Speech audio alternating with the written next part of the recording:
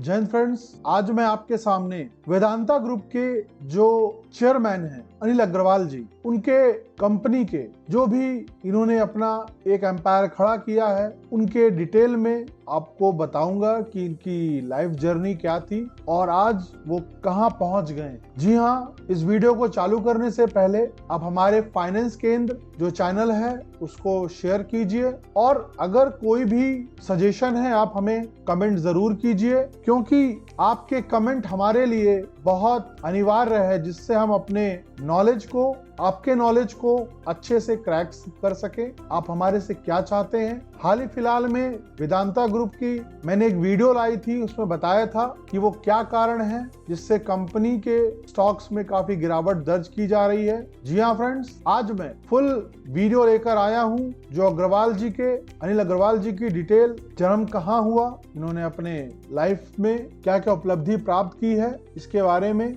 इनकी पूरी life journey के बारे में बताऊंगा इस वीडियो में। जी हाँ फ्रेंड्स, अनिल अग्रवाल जी जो वेदांता रिसोर्स ग्रुप के चेयरमैन हैं। जी हाँ, कंपनी, एक ऐसी कंपनी इन्होंने फाउंड की 1976 में अनिल अग्रवाल जी के द्वारा।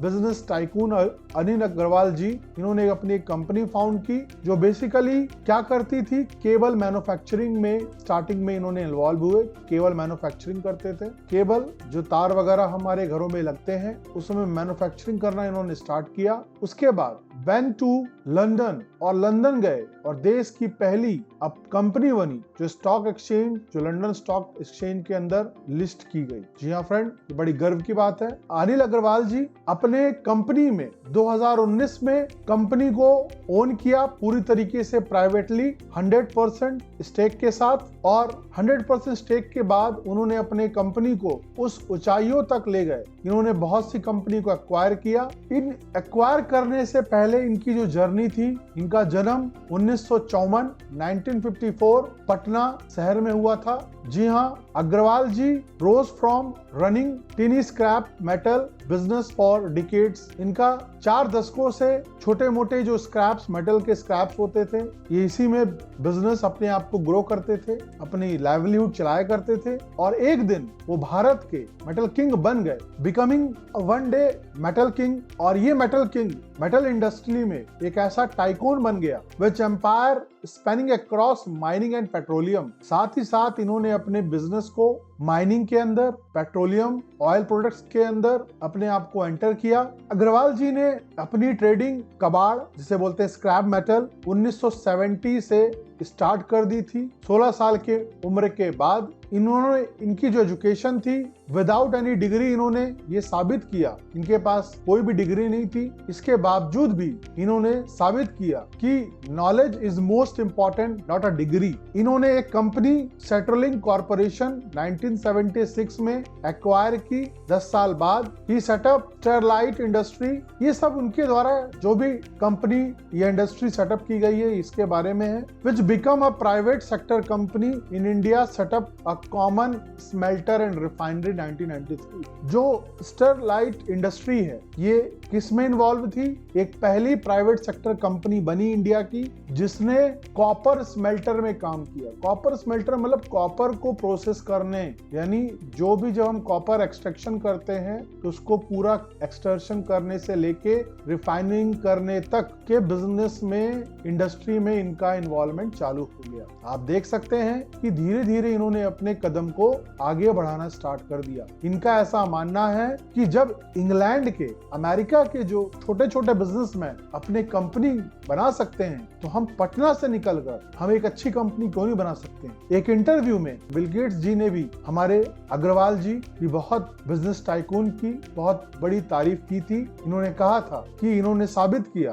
कि अपने डेडिकेशन के दम पर, अपने नीड्स के दम पर इन्होंने अपने आयाम हासिल किए। काफी इंस्पायर हैं, इंस्पायरेबल हैं। इन्होंने क्या किया, ही वेंचर्ड इनटू माइनिंग। उसके बाद इन्होंने माइनिंग सेक्टर में भी वेंचर स्टार्ट किया। Few years later acquired 51% stake in Bharat aluminium company BALCO. Bharat aluminium company में इनका हिस्सेदारी है, 51% का स्टेक है इनके पास, मेजॉरिटी शेयर्स इन्हीं के पास है। नियरली 65% हिंदुस्तान जिंक लिमिटेड में है। बॉल्को और जिंक लिमिटेड में इनके काफी हिस्सेदारी है, यानी 51 और 65 स्टेक बहुत ज्यादा होता है। और 2003 में Agarwal incorporated Vedanta resource in London, इन्होंने वेदांता रिसोर्स 2003 में लंदन में रजिस्टर करी। और उनका इनकॉर्पोरेट करने का जो सबसे बड़ा कारण था एक्सेस इंटरनेशनल कैपिटल, हम इंटरनेशनल कैपिटल मार्केट से एक्सेस कर सके।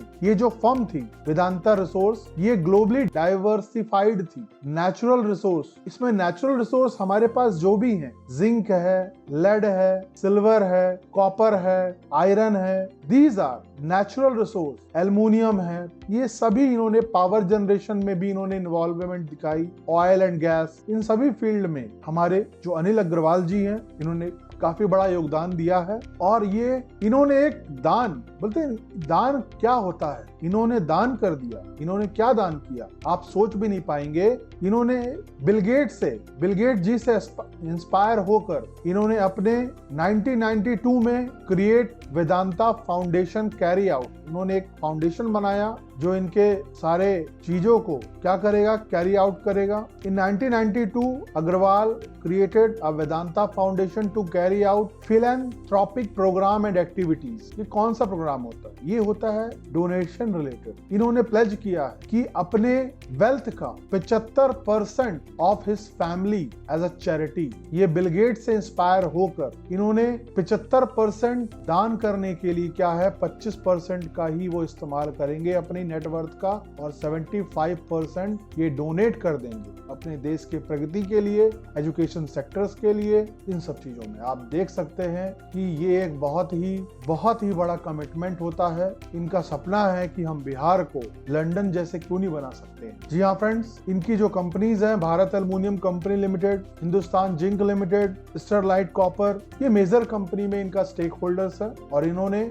अपने कंपनी को हमेशा ग्रो में काम किया है। मैं उम्मीद करता हूं कि ये जो भी इनकी कंपनी है, जो प्रॉब्लम्स करंट में चल रही हैं, ये कोई उनके लिए छोटी प्रॉब्लम्स है, और जल्द ही अपने डेब्ट को क्लोज करेंगे। और आने वाले जो भी इनकी ग्रोथ है, मैं इनके बारे में आपको बताता रहूंगा, इनके कंपनी से रिलेटेड। जी हाँ फ्रेंड्स, आज के इस वीडियो में इतना ही। उम्मीद करता हूं कि ये छोटा सा केस स्टडी जो लेकर आया था मैंने वेदांता ग्रुप के चेयरमैन जी, जो हमारे बिजनेस टाइकून हैं अनिल अग्रवाल जी के बारे में, इसको देखकर काफी आपको अच्छा लगा होगा। आज के वीडियो में इतना ही। जय हिंद।